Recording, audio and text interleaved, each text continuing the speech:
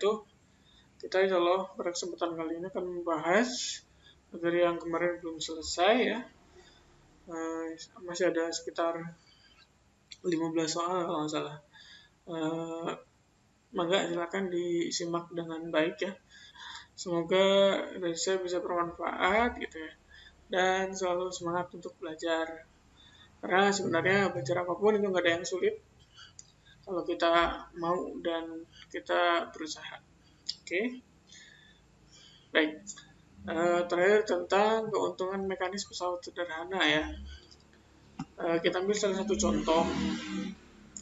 Ini yang titik tumpunya itu berada di antara lengan beban dan lengan kuasa gitu. Jadi titik tumpunya itu berada di tengah-tengah ya. Ya sebenarnya mau pakai yang manapun sama aja sebenarnya gitu. Nah, untuk mencari keseimbangan ya dalam sistem ini itu bisa kita pakai persamaan lengan kuasa dikalikan dengan gaya pada lengan kuasa sama dengan lengan beban ya, panjang lengan beban dikalikan dengan berat beban gitu. Ini WB atau gaya berat ya. Ini sebenarnya sistem yang sama gitu. Lengan, ini di sini ada lengan, ini di sana ada lengan. Satuannya meter, ini meter gitu ya. Kemudian FK, ini gaya kuasa. Gaya satuannya Newton gitu ya. Ini dan juga WB. WB itu adalah berat. Satuannya juga Newton. Bukan berat yang biasa kita sehari-hari gitu, tapi di sini yang dimaksud adalah gaya berat. Ya, satuannya Newton. Maka ini meter kali Newton, ini juga meter kali Newton gitu. Kanan dan kiri itu sebenarnya sama. Nah, seperti itu ya. Jadi untuk dapat keseimbangan, nah kita pakai persamaan umum ini gitu. Terserah mau sistemnya seperti apa, tapi kita pakainya persamaan ini. Khusus untuk yang pesawat sederhana pengungkit gitu. Ya. Dan kalau kita mau menghitung lengan kuasa dari mana ke mana, hitungannya adalah dari titik tumpu sampai dengan ya gaya kuasa yang kita berikan gitu. Kalau mau menghitung lengan beban dari mana ke mana, ya dari bebannya ya. Di sini pusat bebannya sih kalau beban itu. Pusat bebannya ya sampai dengan titik tumpunya. Oke. Dan keuntungan mekanis ya. Keuntungan mekanis maksudnya apa sih? Keuntungan mekanis ya istilahnya itu seperti kemudahan ya, ukuran kemudahan yang kita dapat dari pesawat sederhana itu gitu. Karena kalau kita pakai pesawat sederhana, kita akan mendapat kemudahan atau keuntungan gitu. Contohnya apa? Ketika kita ingin mencangkul ya, bukan maksud saya ketika kita ingin memindahkan pasir gitu kan. Kalau kita pakai tangan kan ribet ya. Makanya kita pakai skop. Ya, kita mendapat keuntungan. Berbagai macam keuntungannya gitu. Bisa jadi lebih cepat gitu, bisa jadi lebih mudah, meringankan. Nah, ukurannya itu dinamakan dengan keuntungan mekanis. Ya, keuntungan mekanis itu bisa dicari dengan lengan kuasa per lengan beban ya. Sama dengan berat beban per gaya kuasa. Atau ya, sorry. Maksudnya gini. Jadi lengan kuasa per lengan beban ya, atau bisa dicari dengan berat beban dibagi dengan kuasa. Jadi kebalikan nih. Ya, kalau mau pakai lengan ya berarti kuasanya per beban ya. Kalau mau pakai gayanya berarti beban per kuasa. Tinggal pilih yang mana. Sama saja. Mana aja yang lebih mudah gitu. Oke, sekarang kita ke aplikasi soal ya. Sini pesawat sederhana seperti ini ya. Keuntungan mekanis dan gaya kuasa ya. Agar sistem tua seimbang.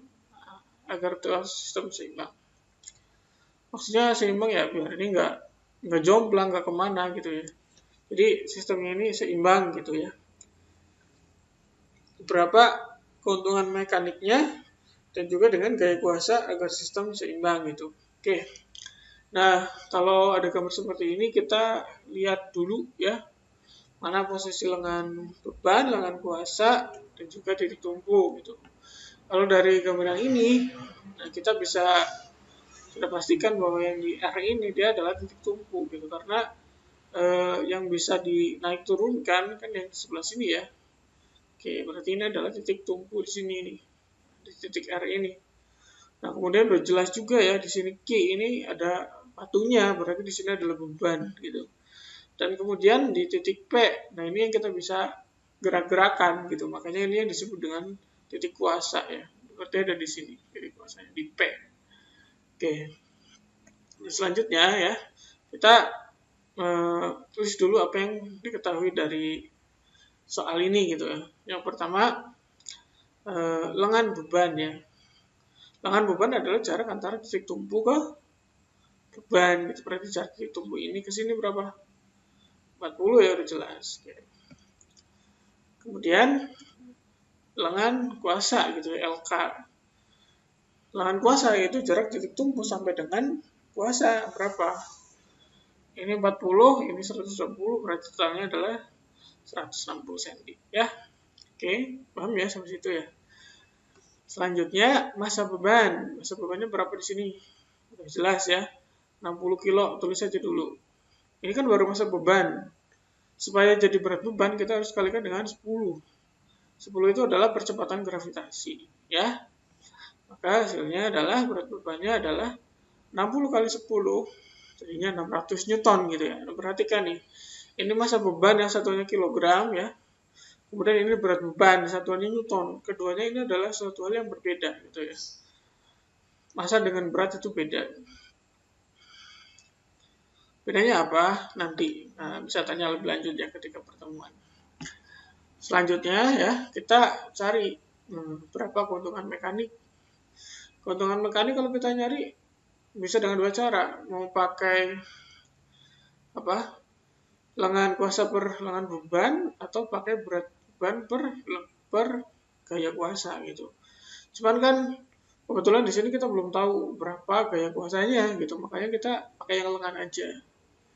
Ya, maka LK per LB jadinya 160 per 40 jadinya 4 ya. Jadi keuntungan mekanis di sistem ini adalah 4. Berarti jawabannya antara C dan D. Nah, kita tinggal nyari gaya kuasanya 150 atau 200. Gaya kuasanya bisa kita cari dengan kita pakai sistem kesetimbangan sistem gitu ya. Untuk mencari keuntungan mekanis. Untuk mencari gaya kuasa ya. Nah, di sini kita udah dapat LK-nya itu 160 ya, FK-nya kita yang cari ini gitu. LB, lengan bebannya 40, WB berapa tadi? Nah, 600 ya. Nah, nanti kita akan dapat berapa keseimbangan sistem. Berapa gaya kuasanya gitu. Nah, 160 kali FK sama dengan 40 kali 600. Ya, berarti berapa? Nah, FK-nya 150 Newton ya. Ini dapat 4. Ya enggak? 160, 40. Berarti coret-coret ini dapat 4 ya. Ini dapat 1. Kemudian FK sama dengan 600 per 4. 600 per 4 ya 150 ya. Oke. Selanjutnya ya, jawabannya adalah C ya. Selanjutnya perhatikan ciri-ciri benda langit berikut. Jumlahnya sangat banyak mencapai miliaran gitu. Yang pertama itu. Yang kedua, bentuknya panjang kelihatan seperti memiliki ekor. Yang ketiga, orbitnya berbentuk lonjong. Ya, antara tata surya yang memiliki ciri-ciri seperti di atas adalah, oke, kita analisis satu-satu. Meteor, yang pertama adalah meteor. Meteor adalah benda langit yang dia sudah sampai ke bumi ya. Sudah sampai ke bumi dan dia bergesekan dengan atmosfer bumi, sehingga dia terbakar ya. Terbakar makanya terlihat seperti seperti bintang jatuh gitu. Karena ada cahaya dari api yang ditimbulkan oleh meteor ini. Bintang ya, bintang adalah benda langit yang bisa memancarkan cahaya sendiri. Contohnya apa? Matahari gitu ya, dan banyak lagi. Kemudian ada asteroid. Asteroid adalah benda-benda batuan yang ada di sekitar orbit planet Mars dan Jupiter. Gitu. Kemudian komet. Komet apa? Bintang berekor. Oke, sekarang kita analisa satu-satu ya. Jumlahnya sangat banyak, mencapai miliaran. Meteor jumlahnya sangat banyak, ya banyak sekali. Bintang apalagi banyak. Asteroid, wah udah banyak banget itu kan, ada di antara orbit planet Mars dan Jupiter gitu kan. Kemudian komet banyak, sama banyak juga. Berarti satu ini bisa untuk semua ya. Oke. Yang kedua, bentuknya panjang, kelihatan seperti memiliki ekor. Meteor gimana? Panjang, memiliki ekor. Iya, kalau sampai ke bumi dia seperti apa ya, bintang berekor gitu ya, ada apinya. Kemudian bintang apakah dia memiliki ekor? Tidak gitu. Berarti B dicoret dulu. Nah, dia B salah gitu kan. Kemudian asteroid. Asteroid apakah dia memiliki ekor? Enggak. Ketika dia masih ada di orbit antara planet Mars dan Jupiter, dia enggak berekor gitu. Dia berekor ketika dia masuk ke atmosfer planet bumi gitu misalnya ya, dan dia jadi meteor gitu. Kemudian komet apakah dia berekor? Iya, dia memiliki ekor. Nah, berarti kemungkinannya ada dua sekarang, antara meteor atau komet gitu ya. Sekarang orbit yang berbentuk lonjong gitu ya. Semua benda-benda yang ada di tata surya kebanyakan memang bukan kebanyakan, memang orbitnya adalah lonjong gitu, elips. Sebenarnya elips sih, bukan lonjong. Elips. Tapi kalau meteor ini ya, dia sebenarnya kan benda yang sudah masuk ke atmosfer gitu. Otomatis kalau benda yang udah masuk atmosfer bumi, dia mau jatuh ke bumi, dia mana punya orbit gitu ya. Berarti jawabannya udah jelas ya. Jawabannya adalah yang D gitu. Komet ya. Komet ini dijuluki bintang berekor gitu ya. Oke. Kemudian nomor 6 ya. Data hasil percobaan, air dipanaskan akan menguap, logam dipanaskan akan membara, besi dibiarkan di tempat terbuka mengalami korosi, garam dibuat dengan mencampurkan asam dan basa. Oke. Berdasarkan data di atas, yang termasuk perubahan kimia adalah pasangan nomor. Oke, kita telah satu-satu.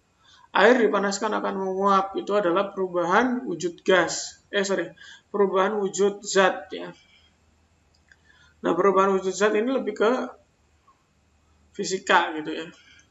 Kemudian logam dipanaskan akan membara ya. Logam dipanaskan akan membara. Apakah dia perubahan apa dia? Fisika atau kimia? Kalau logam dipanaskan terus membara, ini lebih karena dia mendapat banyak suplai kalor gitu ya, suplai panas gitu. Artinya dia lebih ke perubahan fisika.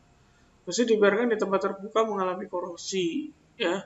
Korosi terbentuk karena adanya oksidasi yang dialami oleh besi gitu ya. Nah, oksidasi ini adalah proses yang terjadi secara kimiawi gitu. Kemudian garam dibuat dengan mencampurkan asam dan basa. Ketika kita membahas asam dan basa, sudah pasti dia tinjauannya lebih ke kimia gitu. Berarti jawabannya adalah 3 dan 4. Nah, maka D ya jawabannya. Selanjutnya ya. Oke. Zat aditif dan psikotropika. Zat aditif dan psikotropika ya. Oke. Ciri-ciri fisik pengguna psikotropika adalah A. Kurang bertanggung jawab dan sulit berpikir, pencuriga dan menimbulkan rasa gembira berlebihan, pencuriga dan emosi labil, berat badan menurun, dan muka pucat. Yang mana? Oke, semuanya kelihatan benar ya. Semuanya kelihatan benar. Jadi kalau orang yang pakai narkoba itu bahaya gitu ya, atau psikotropika itu sangat berbahaya karena banyak efek negatifnya gitu. Jadi kehilangan kesadaran, halusinasi, sampai sakau, dan rehabilitasinya itu sangat sulit itu. Nah, cuma kalau dari di sini kita harus cermat melihat soal gitu. Di sini adalah ciri fisik ya. Fisik artinya adalah yang terlihat. Yang terlihat secara kasat mata gitu. Bukan sifatnya, bukan ini ya. Yang terlihat langsung secara kasat mata ya pasti yang D gitu. Ibaratnya menurun dan mukanya pucat. Itu bisa kita lihat mukanya. Kalau pencuriga dan emosi dan labil itu kan bukan fisik ya, itu lebih ke mental atau psikologis ya. Kemudian pencuriga ya sama aja nih kayak gini. Kurang bertanggung jawab dan sulit berpikir ya sama. Itu lebih ke sifat psikologis ya. Makanya benar jawabannya adalah yang D. Oke, selanjutnya pencemaran lingkungan ya. Usaha untuk mengurangi pencemaran udara di kota-kota besar karena asap kendaraan bermotor adalah A. Mengembangkan kendaraan tanpa bahan bakar. B. Menggunakan bahan bakar alternatif yang ramah lingkungan. C. Menanam sejuta pohon sebagai paru-paru kota. D. Membatasi tahun keluaran kendaraan bermotor. Kira-kira yang mana?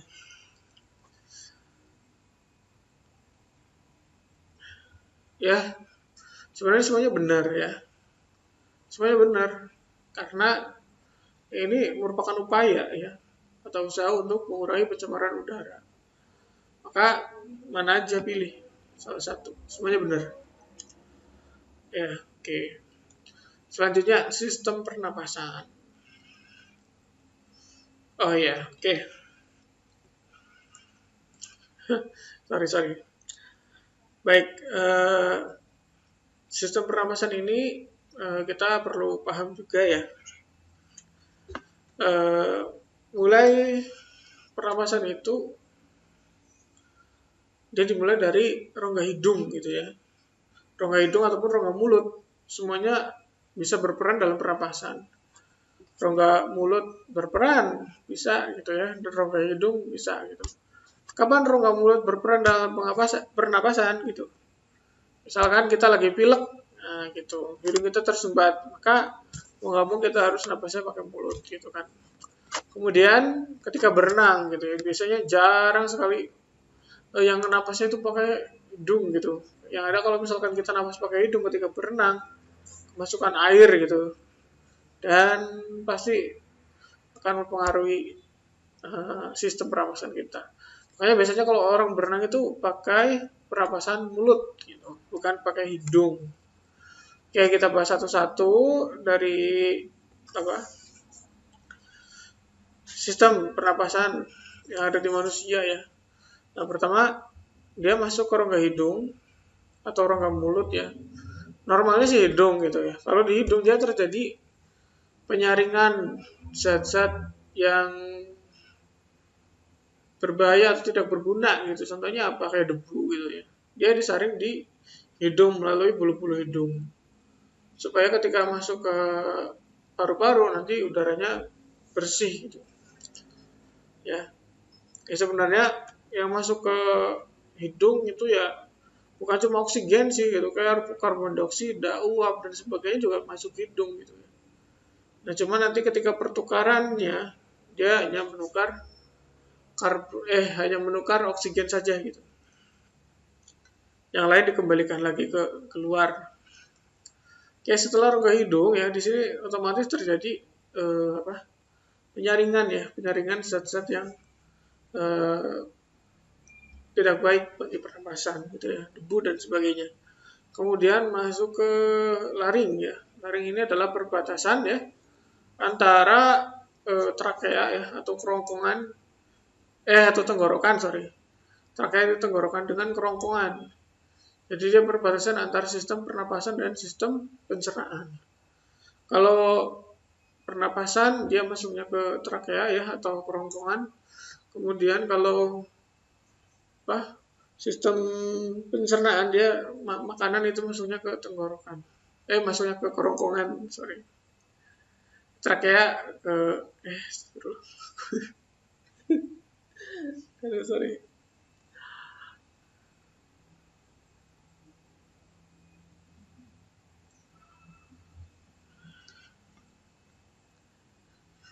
Ya, laring ini ya, kemudian selanjutnya adalah laring ya. Laring ini adalah perbatasan antara sistem pernapasan dan sistem pencernaan gitu ya. Dia membatasi eh, apa? Trakea dan kerongkongan ya. Jadi kalau sistem pernapasan itu masuk ke trakea ya atau tenggorokan ya. Kemudian kalau sistem pencernaan ya, sistem pencernaan makanan itu masuknya ke kerongkongan gitu. Ya, jadi beda, ada dua saluran memang, ada tenggorokan, ada kerongkongan gitu. Ya, tapi kalau misalkan dia sistemnya pernapasan, dia masuknya ke tenggorokan. Oke.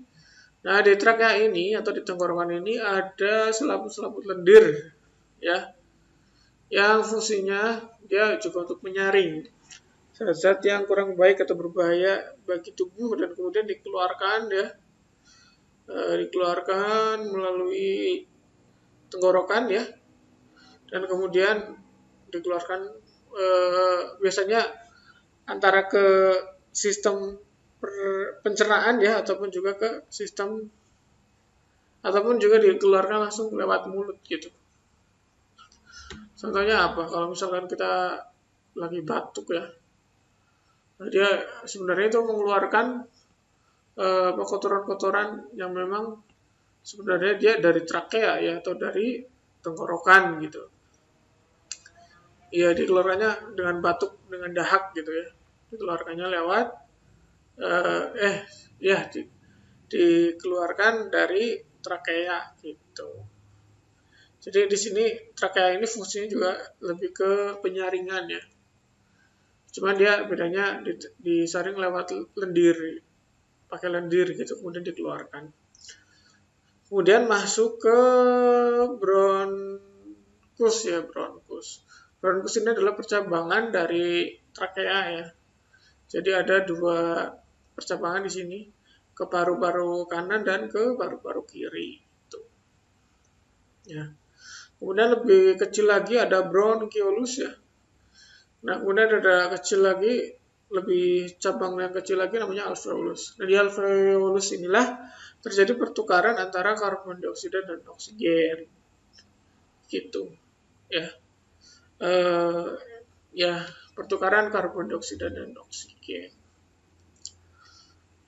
Oksigennya masuk ya ke darah ya melalui alveolus, kemudian karbon dioksidanya dikeluarkan lagi. Nah, ya gitu.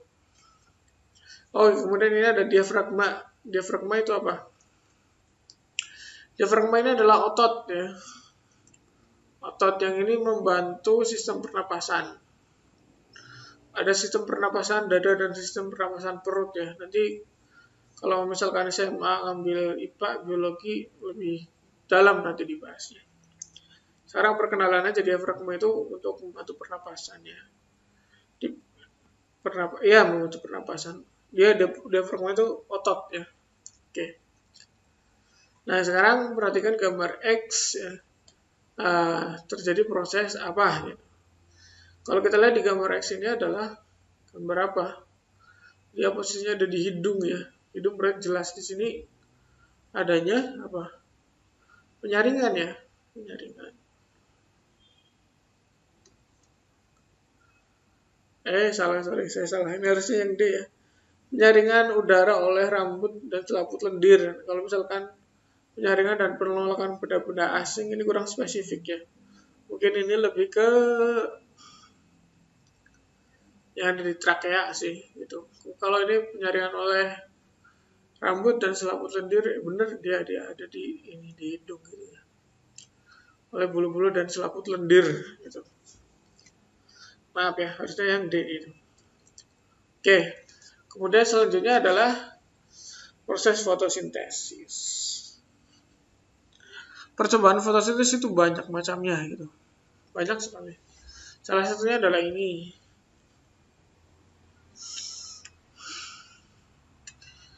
Ya.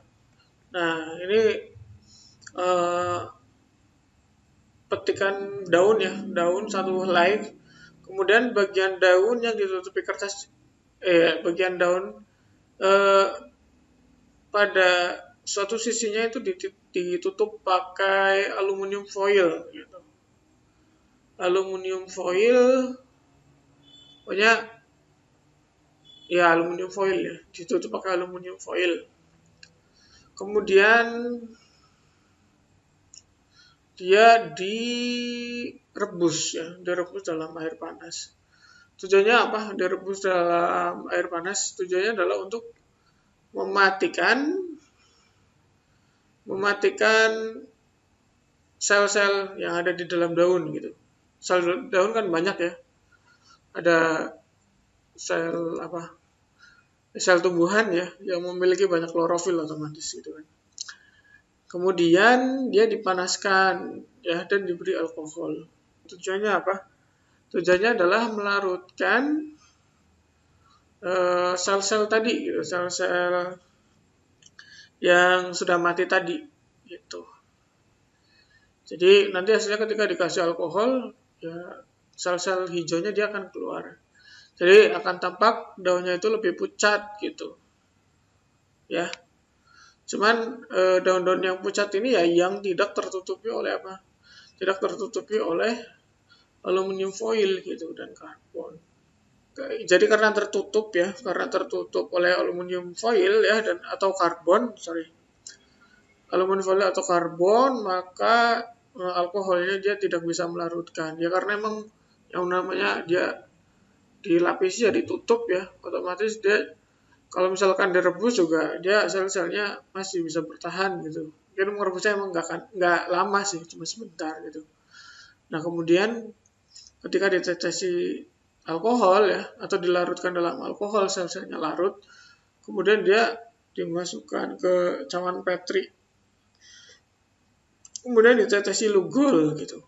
Lugol ini zat untuk menguji glukosa ya, untuk menguji glukosa. Kalau ditesi lugol warnanya biru tua gitu ya, berarti dia memang banyak mengandung glukosa gitu. Kalau ditesi lugol enggak warna biru tua, berarti kandungan gulanya itu rendah. Oke, sekarang ditanya adalah tujuan tahap ketiga. Yang ditanya adalah ini ya. Ini untuk apa? Ditesi alkohol atau dikasih alkohol supaya sel-selnya larut ya. Mana sel-selnya larut? Nah, ini melarutkan klorofil pada daunnya. Jawabannya adalah yang B gitu. Nah, sekarang asam basa. Nah, oke. Berdasarkan tabel tersebut, larutan yang bersifat asam, basa, dan garam berturut-turut adalah larutan 1 jika diberikan lakmus biru, dia warnanya tetap biru. Ketika diberi lakmus merah, dia tetap merah. Berarti dia bukan basa dan juga bukan asam gitu ya. Apa? Ya kalau bukan garam ya air gitu ya. Kemungkinan tapi ya kalau nggak netral garam gitu ya. Yang netral apa? Ya air gitu. Kemudian larutan 2 dikasih lakmus biru atau tetap biru, diberi lakmus merah jadi biru. Ya ini jelas ini basa ya. Oke. Nih nomor 3 menjadi merah, tetap merah jika diberikan lakmus merah. Ini asam ya jelas. Karena diberi lakmus biru kok jadi merah. Diberikan lakmus merah ya tetap merah. Maka dia asam. Nah kemudian dia diberi lakmus biru ya, yang keempat larutannya. Diberi lakmus biru dia jadi merah. Lakmus merah jadi biru. Ini apa ini? Ini nggak tahu ya, nggak jelas ini larutan apa. Nggak ada yang seperti itu sebenarnya. Dan kalau ditanya adalah sifat larutan yang bersifat asam, basa, dan garam berturut-turut adalah asam ya, asamnya 3, basanya 2, netralnya atau garamnya 1. Ya 3, 2, 1. Mana? 3, 2, 1. Jawabannya adalah yang C. Oke. Selanjutnya ya, pesawat sederhana lagi nih, pengukit nih. Dua orang pemain sirkus X dan Y berada di atas papan berpenumpu ya atau tuas yang keadaannya seimbang. Kedua tepat berdiri di atas titik tumpu, ya benar. Berat kedua pemain sirkus tersebut adalah berturut-turut 600 Newton dan 400 Newton. Berarti si X ini berapa? 600 dan Y-nya 400 ya. Secara bersamaan X menuju ujung A, ya ini X ke A gitu ya. Jalannya bareng gitu. Dan dia berjalan menuju B, Y ke B gitu. Setelah menempuh jarak tertentu, keduanya berhenti dan papan tetap dalam keadaan seimbang. Jarak yang memungkinkan. Nih ada kata seimbang. Seimbang kata kuncinya itu. Berarti oke, kita ya. Ini berat X itu 600 Newton dan berat dia itu 400. Kata-kata ini adalah seimbang. Seimbang artinya dia apa? Ya kalau keadaan seimbang berarti lengan kuasa kali gaya kuasa sama dengan lengan beban kali berat beban gitu. Ya artinya terserah mana yang mau jadi kuasa, mau jadi beban, mana terserah. Mau yang X-nya jadi beban, kemudian Y-nya jadi kuasa, atau Y-nya beban, X-nya kuasa, sama saja kita anggapnya. Oke. Maka kita tinggal ini aja supaya seimbang LKFK LB WB ya, atau yang jadi kuasanya saya anggap yang ini aja lah, yang Y gitu kan. Yang Y jadi kuasa, yang X-nya jadi beban gitu kan.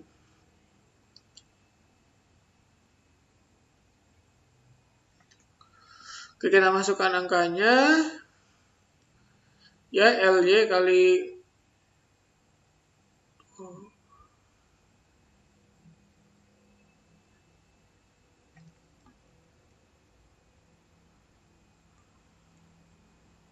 sorry. Nah, ada yang miss kayak. Ada yang salah saya. Bentar. Jangan pakai perhitungan ini deh. Dari jadi liar. Nah, kita hitungin aja. Hitung mana lagi.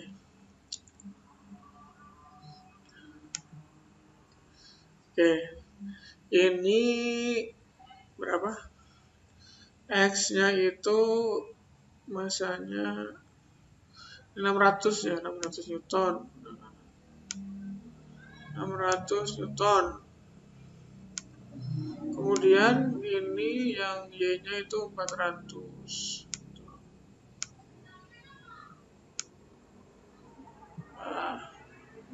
Oke. Ini jadiin kuasa, boleh lah di sini kuasa ya. Nah, ini beban. Ya. Berarti LK-nya berapa? Ini kita nggak tahu. Anggaplah LK ya. Tulis saja LK dulu ya, kalikan dengan 600 ya. Oke. Sama dengan LB ya. LB. Kita tulis dulu berapa LB-nya, belum tahu ya. Sama dengan LB kali 400. Oke.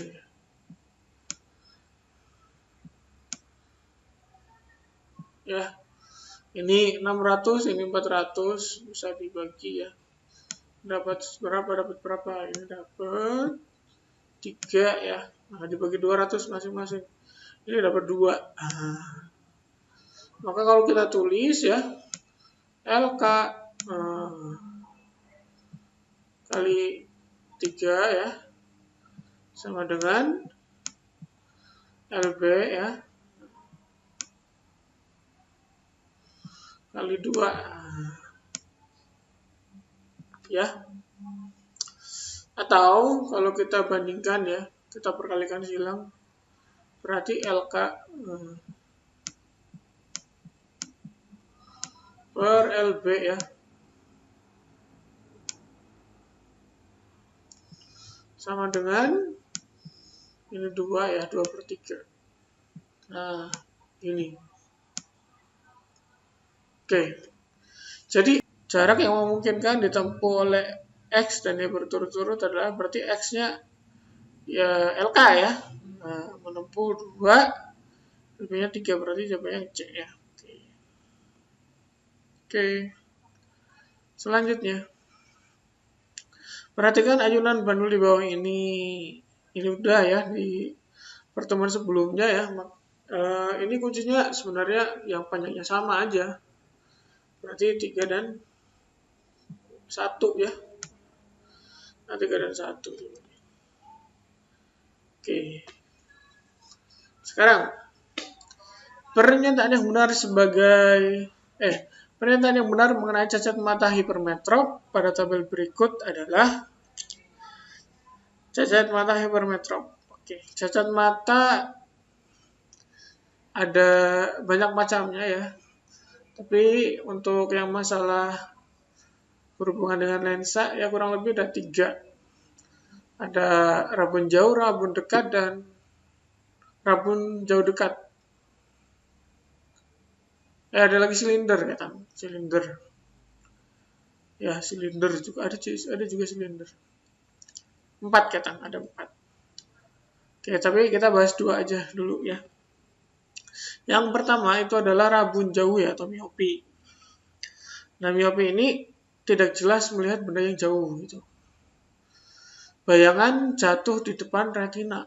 Nah, ini bayangan jatuh di depan retina. Di sini ya situnya. Ya, saya gedein dikit deh. Mana zoom? Oke, ini ya. Nah, kita gedein dikit deh. Oke. Ini maksudnya garis ini ya. Ini adalah garis yang dibentuk oleh bendanya. Garis yang dibentuk oleh benda, kemudian ini masuk ke lensa, maka dia jadi terpusat gitu ya. Karena lensa mata itu kan memang cembung ya. Jadi dia memusatkan bayangannya gitu. Ini bayangannya dipusatkan. Kalau mata yang normal, bayangannya ini akan tepat jatuh di retina nih. Retina itu yang ini yang agak apa ini namanya itu?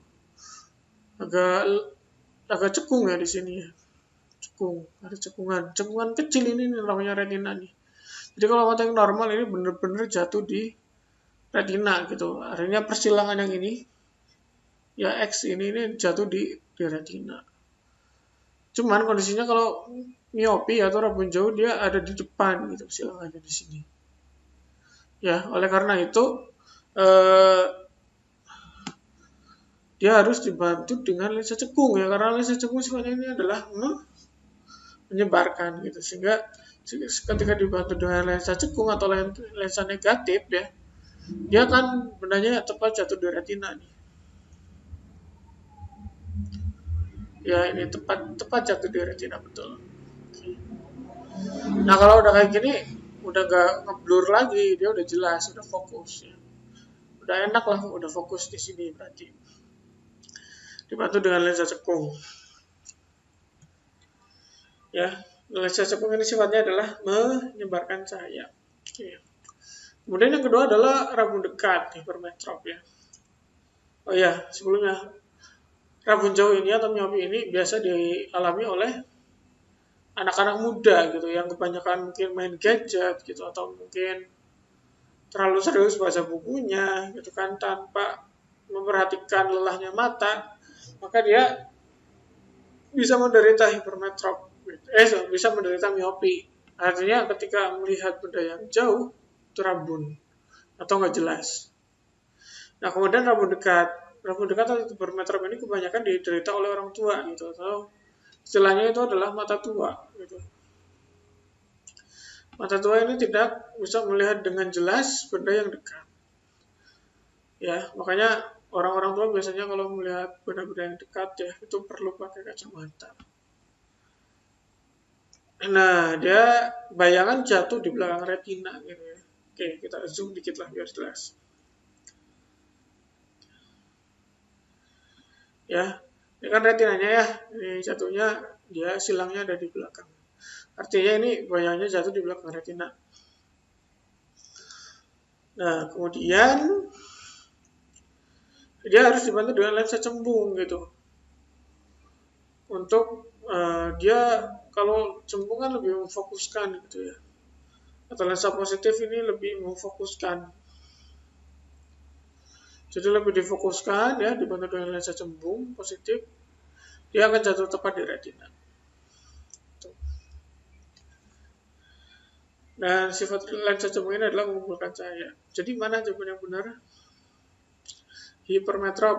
Nah, pertama, tidak bisa melihat benda jauh dengan jelas. Salah, harusnya dekat ya.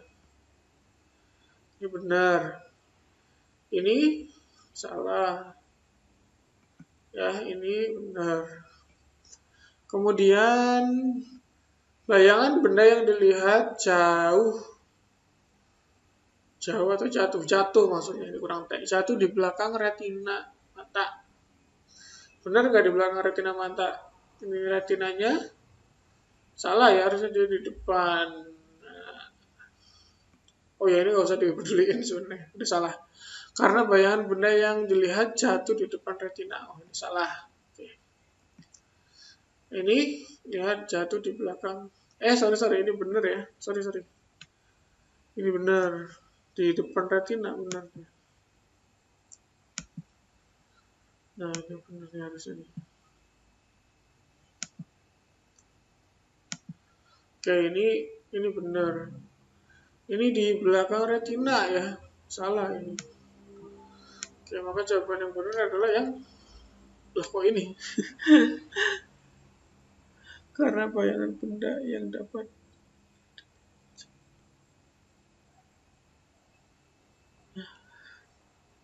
salah nih, harusnya yang B ya. Sorry. Harusnya yang B nih jawabannya nih.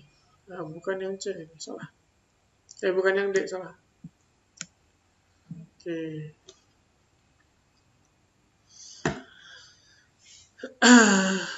Salah yang D nih, harusnya yang B benernya. Lensa cekungan ya bener, ini juga salah kan, lensa cembung. Masa lensa cembung? Oke. Selanjutnya tentang gaya listrik ya. Oke, sekarang kita bahas gaya listrik ya. Listrik yang dimaksudkan adalah listrik statis ya, bukan listrik yang kita pakai sehari-hari. Listrik statis itu masih sangat sederhana gitu ya. Beda dengan arus listrik yang dipakai di rumahan gitu. Mereka bukan listrik statis ya, jadi udah dinamis. Berbeda bahasanya gitu, tapi sebenarnya dasarnya semuanya dari listrik statis gitu. Awal mula konsepnya ini dari listrik statis. Oke. Ilmuwan yang meneliti tentang listrik statis ini namanya adalah Coulomb gitu. Ya. Nah, ini Coulomb meneliti tentang listrik statis begini ya. Misalkan ada dua buah muatan Q2 dan Q1 ya. Positif dan negatif. Jadi muatan itu kalau misalkan dia beda, dia akan tarik menarik gitu ya. Tapi kalau sama dia tolak menolak. Kalau ini negatif ya, ini negatif, dia akan tolak menolak. Tapi ini negatif, ini positif, maka dia tarik menarik gitu. Atau positif dia akan tolak menolak gitu. Ya seperti itu ya. Maka akan ada gayanya antara tarik menarik atau tolak menolak gitu. Nah, karena di sini adalah Q2 negatif, Q1 positif, maka gayanya adalah tarik menarik gitu ya. Q1 menarik Q2 dengan gaya F21 ya. Gaya yang diberikan oleh muatan 2 terhadap muatan 1 gitu. Ini arahnya ke arah Q2 gitu karena ditarik gitu. Kemudian Q1 juga memberikan gaya kepada Q2 F12, gaya yang diberikan benda 1 terhadap benda 2. Besarnya sama antara F21 dengan F12 ya, karena ini adalah interaksi antara dua buah benda gitu. Ya. Sama. Gaya satuannya apa? Newton gitu ya. Ini satuannya Newton. Oke. Ini juga Newton. Kemudian jarak antar muatan ya satuannya meter ya, dalam meter gitu. Berapa meter ya. Kemudian muatan satuannya adalah, nah ini coulomb gitu. Dia namanya diabadikan. Jadi coulomb.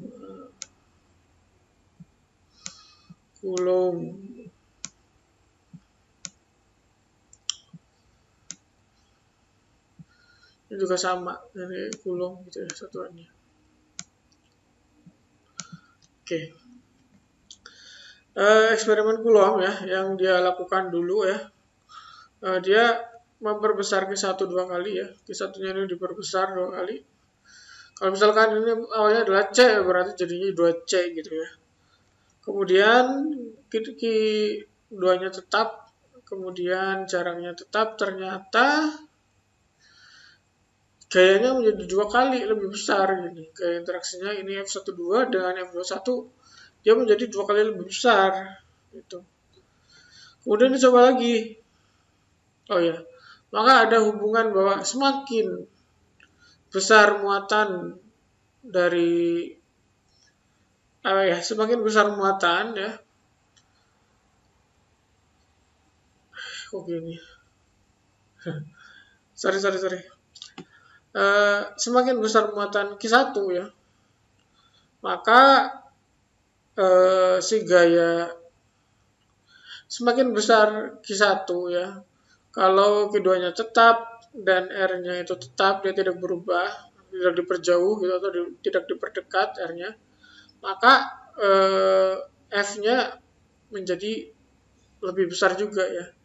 Atau bahasa lainnya itu gayanya itu berbanding lurus dengan Q1 gitu. Ya. Kemudian Q1 tetap, Q2 diperbesar 2 kali, R tetap ya, maka gayanya sama menjadi 2 kali ya. Maka ada hubungan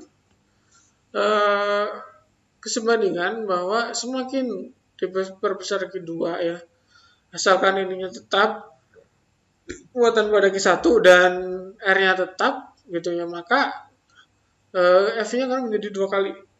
F-nya menjadi besar, lebih besar lagi 2 kali. Kayak tarik-tariknya itu lebih besar. Kemudian sekarang gitu, jika Q1 tetap, Q2 tetap, nah kemudian R-nya diperbesar 2 kali, artinya dia dijauhkan gitu. Misalkan jadi di sini. Oke ya, jadi di sini. Kan R-nya jadi 2 kali ya, sampai sini, tek. Nah, ya jadi jaraknya udah bukan R lagi, tapi jadinya 2R gitu ya. Nah, maka hubungan yang terjadi adalah F menjadi 1/4 kali. Gayanya menjadi lebih kecil 1/4 kali. Atau dia punya hubungan F ini adalah berbanding terbalik dengan kuadrat jarak. Ya, berbanding terbalik. Semakin besar R-nya gitu, F-nya kan semakin kecil. Ya, kecilnya semakin kecilnya itu kuadrat gitu.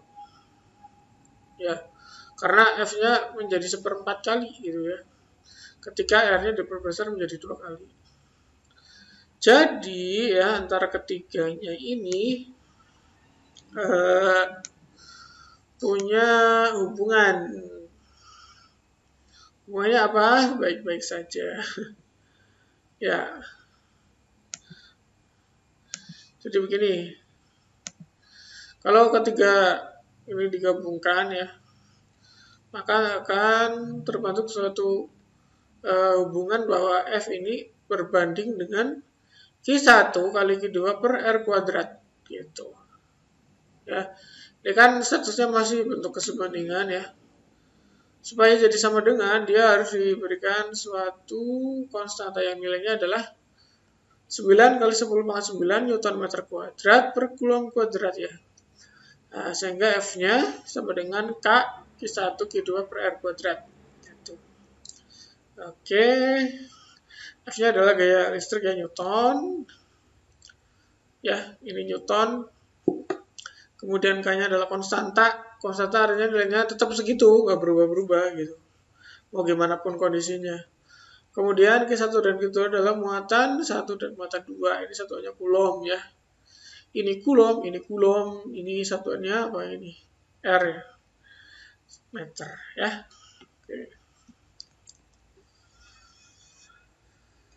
Oke, sekarang kita ke soal nomor 15 ya. Berikut menunjukkan gaya tolak menolak antara dua benda titik bermuatan listrik ya. Ini ada key positif ya, dan ini adalah key positif juga gitu. Otomatis kalau ada positif dengan positif pasti gayanya apa? Tolak menolak ya. Makanya ini memberikan apa? Si key yang ini memberikan gaya ke sana. Si yang ini memberikan gaya ke sana, tolak menolak. Oke, gaya tolak menolak antara kedua muatan di atas adalah sebesar F ya. Anggap saja adalah gayanya sebesar F gitu ya. Gaya yang gambar yang nilai gaya tolak menolaknya sama dengan gambar di atas adalah oke, berarti kita harus tinjau dulu satu persatu ya. Yang pertama ya, kita harus lihat interaksi pada interaksi pada muatan yang ada di soal gitu. Interaksinya kita bisa cari dengan F sama dengan K Q1 Q2 per R kuadrat gitu. Karena di sini nggak ada angkanya, kita masukkan aja nilainya. Kita masukkan simbol aja, berarti simbolis gitu ya.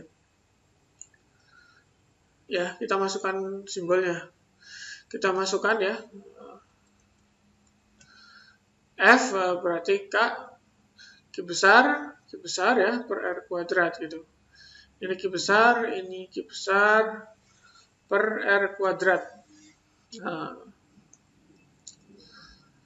ya, kenapa plusnya nggak ikut?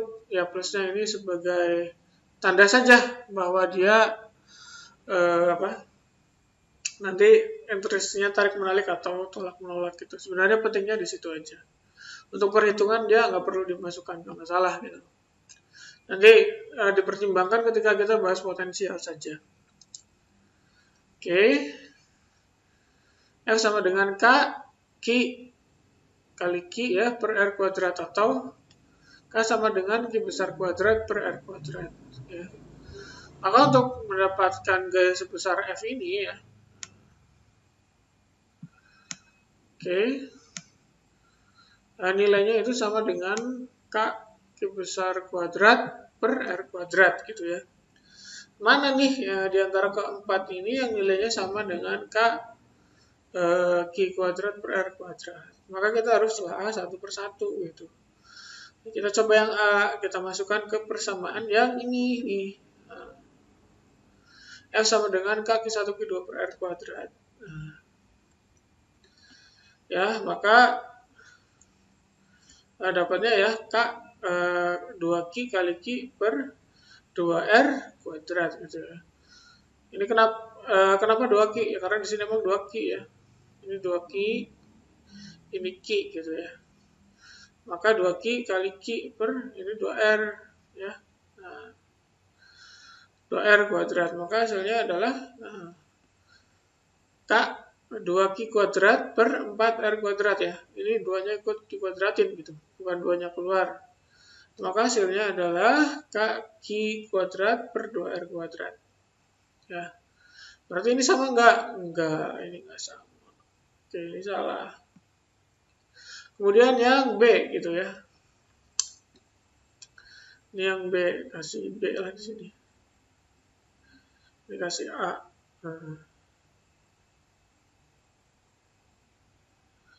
Oke.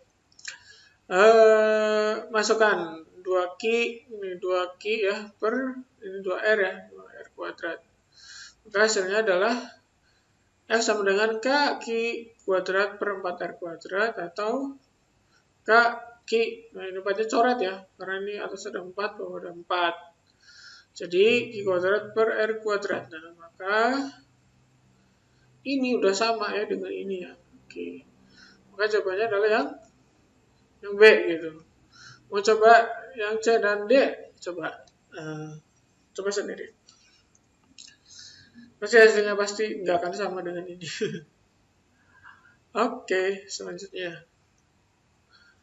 Nah, batang besi pagi akan dijadikan magnet dengan cara seperti gambar ya. Ini adalah pembuatan magnet ya pada batang ini dengan cara elektromagnet ya, atau memberikan arus listrik pada magnet gitu. Oke, kalau ini adalah sumber listrik atau baterai ya, maka ini adalah muatan positifnya ya. Kemudian ini adalah muatan negatifnya. Otomatis ini arusnya akan ngalir dari muatan positif ya. Ngalir dari muatan positif ya.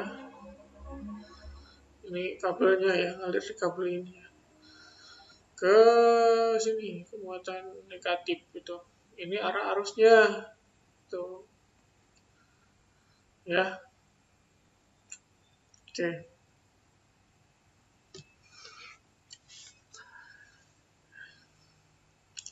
Selanjutnya ya. Pertanyaannya adalah besi peki yang sudah menjadi magnet kemudian didekatkan. Ini peki udah jadi magnet. Nah, itu. Peki udah jadi magnet, artinya dia sudah bisa narik benda-benda besi gitu ya. Ini sudah jadi magnet kemudian didekatkan pada magnet tetap. Nah, ini magnet tetap Mn gitu. Kutub magnet yang terbentuk pada ujung peki sifatnya adalah itu. P kutub apa, Q kutub apa gitu ya. Oke, caranya mudah gitu. Gampang-gampang mudah sih sebenarnya. Oke. Kita pakai model aturan tangan kanan gitu ya. Sehingga pertahan kanan ya. Kalau mungkin nggak terlalu bagus nggak apa-apa lah. Kurang lebih bentuknya seperti ini. Tangan kanan yang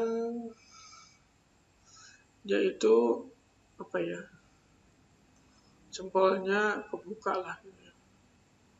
Kurang lebih bentuknya seperti ini ya. Oke, ini jari-jarinya lah ya. Oke.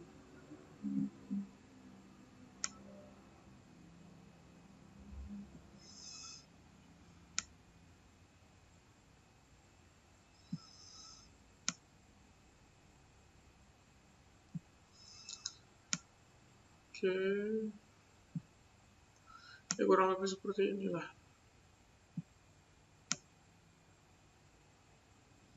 Oke. Nah, menurut aturan tangan kanan ya, keempat jari ini dia menunjukkan arah arus gitu. Ini menunjukkan arah arus. Kemudian arah medan magnet ya dia ditunjukkan oleh si jempol ini gitu. Jadi arah medan magnet itu dia ditentukan oleh jempol ini gitu. Ini B ya arah medan magnet. Oke. Medan magnetnya itu B ya. Medan magnet B. Jangan gini di gambarnya, kurang bagus. Hapus dulu deh.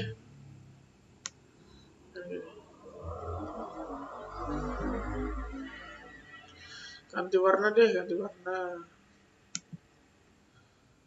Oke. Biru ya. Nah, ini adalah arah arusnya nih gitu. Itu ya.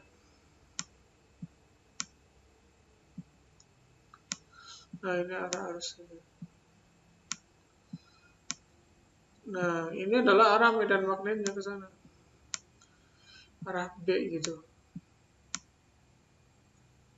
Oke. Kalau kita bandingkan dengan gambar di sini ya. Kalau kita ya genggam aja lah ini ya di sini. Batangnya digenggam gitu. Maka arah arusnya udah sesuai belum? Ke bawah ini ya. Nah, ini ke sini. Ya. Ini I-nya udah ke sini benar gitu. Nah, maka I-nya udah benar nih. Sesuai dengan ini ya. Kalau misalkan I-nya ke atas, misalkan I-nya ke sana gimana?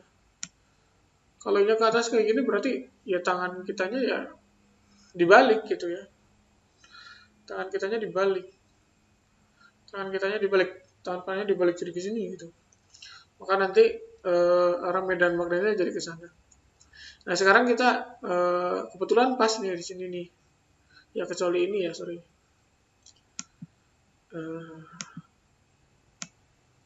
Oke. Berarti ini udah pas ya dengan gambar ini ya, sesuai dengan aturan tangan kanan. Berarti kesimpulannya adalah B-nya itu ke sana gitu arahnya.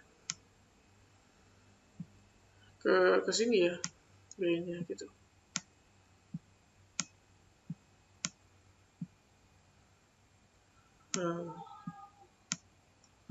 Medan magnetnya ke sini B. Medan magnet oleh si batang ini gitu. Nah sekarang teori magnet itu ya, misalkan saya punya magnet, nah, katakanlah ini utara, ini selatan, ya, maka arah garis gaya magnetnya adalah dari utara ke selatan, gitu. Utara ke selatan, itu ya, utara ke selatan.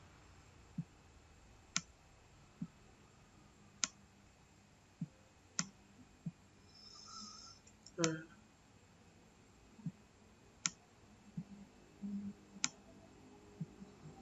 Oke. Ini masuk ke selatan. Ini masuk ke selatan. Oke, kurang lebih seperti ini gambarnya lah. Keluar dari utara masuk ke selatan, arah garis-garis gaya magnetnya gitu. Ya, atau arah medan magnetnya. Nah, kalau ini ya berarti ya si Q ini utara ke selatan teorinya kalau misalkan dihubungkan dengan ke sini. Ya, otomatis karena Q ini adalah tempat keluarnya medan magnet itu ya, berarti yang Q ini adalah dia di utara gitu. Ya. Ini utara. Otomatis karena ini udah utara, berarti ini selatan yang P-nya. Nah, ya, oke. Sekarang kita lihat P utara, Q harusnya utara ya, Q utara. Nah, ini benar, ini salah, selatan nih. Ini juga salah, selatan. Ya. Kemudian apa? P-nya selatan, gitu. P-nya selatan ini benar. Nah, ini benar nggak ini ya benar gitu. Berarti tinggal ini P menarik N gitu atau Q yang menarik N gitu. Kalau posisinya seperti ini, kalau ini utara ya. Kalau utara ketemu dengan utara, dia pasti tolak menolak gitu. Berarti yang benar adalah Q harusnya narik yang mana? Narik N. Q harusnya menarik N. Nah, berarti yang benar yang C ya, berarti ini salah. Ini P harusnya menarik apa? P menarik P menarik M gitu ya. Selatan menarik utara ya. Berarti ini salah. Yang benar adalah yang C gitu. Oke, selanjutnya perhatikan data berikut ini. Daun seperti pita, tulang daun menyirip, akar serabut, batang berkambium, bunga betina terletak pada ketiak daun, bunga jantan berwarna menyolok gitu ya. Berdasarkan data di atas, ciri-ciri tumbuhan jagung terdapat pada nomor gitu. Kan tumbuhan jagung seperti ini ya. Gambarnya seperti ini. Ini ada ini jagungnya tuh yang di sini ya. Ini jagungnya. Kemudian ini adalah bunga jagungnya, bunga jantan di sini. Oke. Daun seperti pita, bener nggak seperti pita? Maksudnya seperti pita itu seperti apa? Daunnya tuh panjang-panjang gitu. Panjang nih daunnya. Nah. Kemudian dia bergaris-garis. Nah, kayak gini. Daunnya bergaris-garis panjang gitu, kayak daun apa? Daun padi misalnya gitu. Nah sebenarnya daun jagung juga sama, dia seperti daun padi gitu tipenya, berarti ini benar gitu. Tulang daun menyerip, maksudnya apa tulang daun menyerip? Nah, contohnya ada daun seperti ini nih, ya, dan seperti ini, ya menyirip nih seperti ini, seperti sirip ikan gitu. Apakah daun jagung seperti itu? Jawabannya adalah tidak gitu. Kemudian akar serabut, ya ini jagung itu termasuk yang di akarnya itu serabut gitu. Ya serabut apa? Serabutan gitu, maksudnya nggak jelas, polanya nggak jelas, polanya nggak jelas. Tapi kalau lawan dari akar serabut adalah akar tunggang ya. Nah, akar tunggang itu dia terpola gitu akarnya, menusuk ke dalam tanah. Gitu. Ini kalau akar tunggang kayak gini. Ya. Oke. Betul ini ya, akar serabut, batang berkambium. Batangnya berkambium enggak gitu.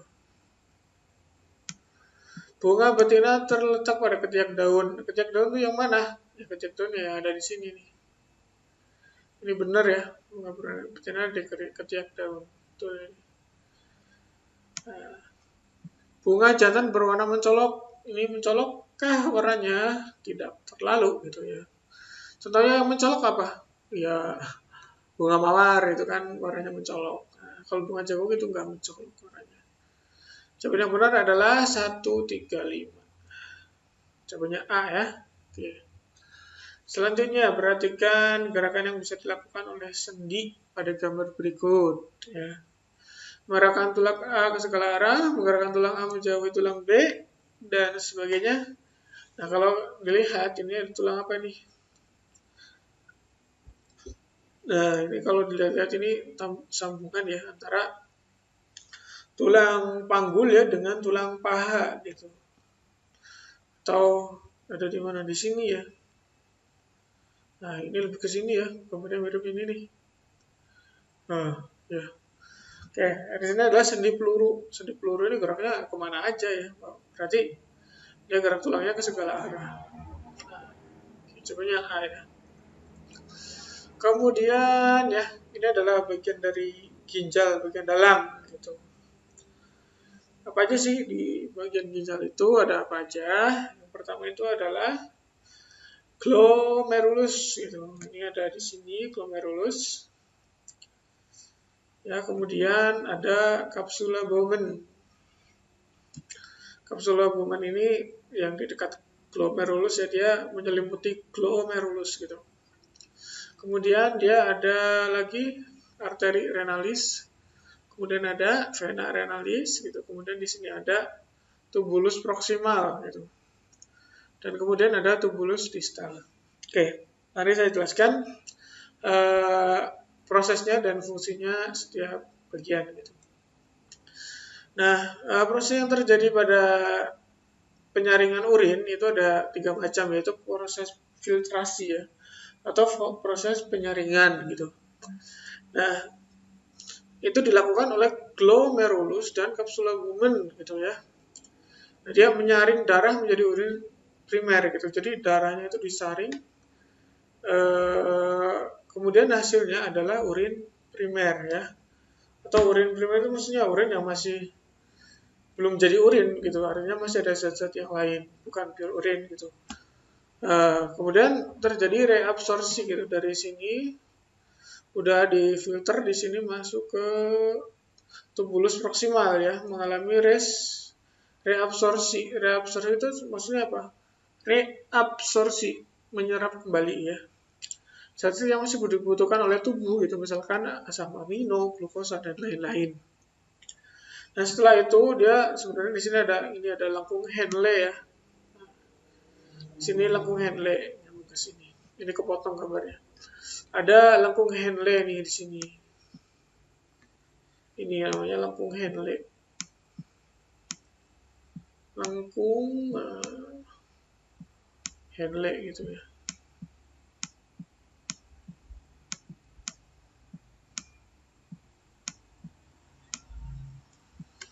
Itu dia penyerapan kembali zat-zat yang masih dibutuhkan tubuh ya, seperti asam amino, glukosa dan lain-lain. Kemudian terjadi augmentasi di tubulus distal. Augmentasi maksudnya adalah pengeluaran zat-zat yang tidak dibutuhkan oleh tubuh. Ya contohnya adalah urea, klor dan air gitu ya. Makanya urin itu mengandung urea. Makanya baunya pesing gitu ya. Oke. Sekarang jawabannya berarti yang A ya. Karena untuk filtrasi dia ada di glomerulus dan kapsula Bowman gitu. Selanjutnya terakhir, cara adaptasi elang untuk memenuhi kebutuhan makanannya berupa daging dari hewan mangsa adalah ini elang adalah makan ya. Salah satu ciri makhluk hidup butuh makan gitu. Ini makanannya daging dari hewan mangsa. Adaptasinya dengan apa? Sayap yang lebar dan kuat, ada hubungannya dengan makanan atau ada hubungannya dengan daging? Enggak gitu kan. Mampu terbang dengan ketinggian tertentu, apakah ada hubungannya dengan daging? Enggak. Memiliki cakar yang kuat dan tajam untuk apa? Untuk mencabik-cabik daging tentunya ini jawabannya ya. Matanya juga nggak ada hubungannya dengan daging. Jawabannya yang C ya. Oke, itu saja dari saya. Terima kasih dan mohon maaf kalau banyak kekurangannya. Assalamualaikum warahmatullahi wabarakatuh.